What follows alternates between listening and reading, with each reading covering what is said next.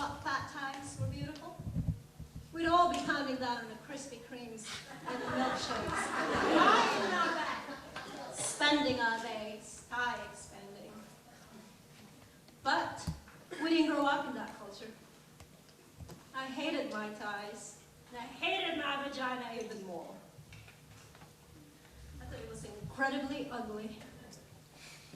I was one of those women who had looked at it, and from that moment on, boy, I wish I hadn't.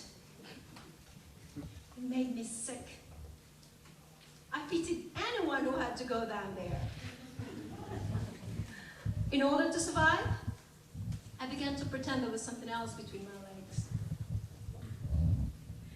I imagined furnitures, cozy futons, light cotton comforters, little velvet settees, or leopard rugs.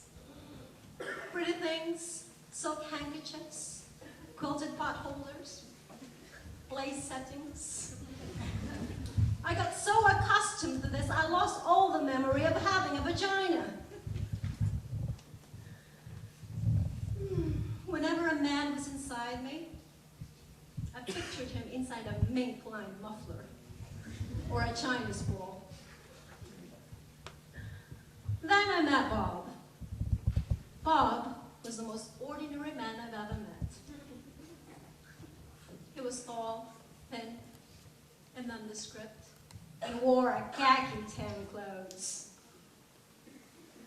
Bob did not like spicy foods or even listen to Prince.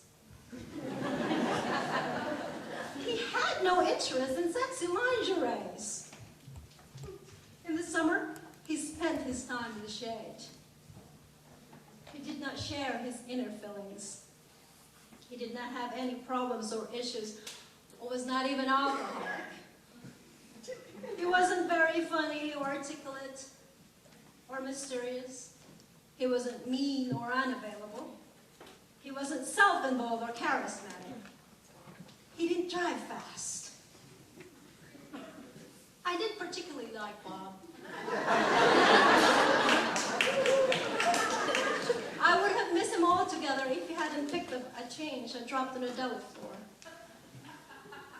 When he handed me back my quarters and pennies, his hands accidentally touched mine. Something happened.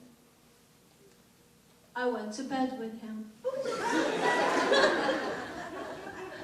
And that's when the miracle occurred. Turned out, Bob loved vaginas.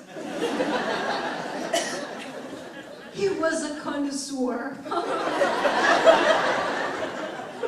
He loved the way they felt, the way they tasted, the way they smelled, but most importantly, he loved the way they looked. Oh yeah. He had to look at them. The first time we had sex, he told me he had to see me.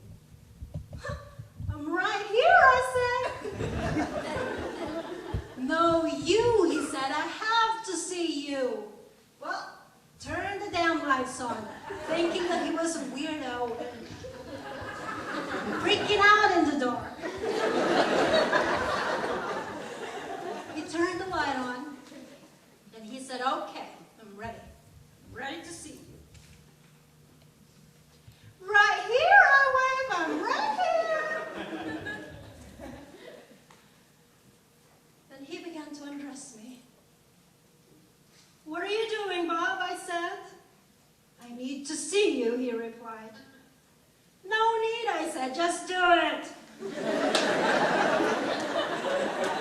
I need to see what you look like, he said. But you've seen a red leather couch before, I said. Bob continued. He would not stop. I wanted to throw up and die.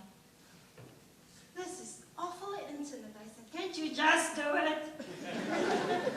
No, he said, it's who you are. I need to look. I held my breath. He looked and looked. He got greedy, and his face changed. He didn't look ordinary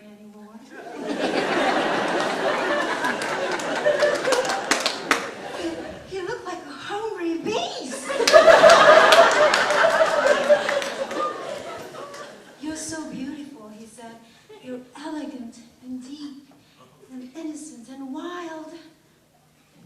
You saw that there? It was like you read my palm.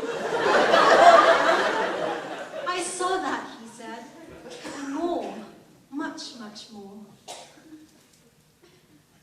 Oh, he stayed looking for almost an hour. As if he was studying a map, observing the moon, staring into my eyes, but it was my vagina.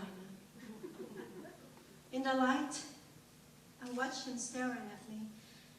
Oh God, he looked so genuinely excited, so peaceful and euphoric. I began to get wet and turned on.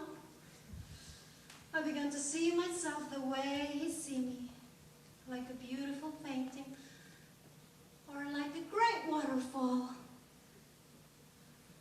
I began to see myself the way he see me.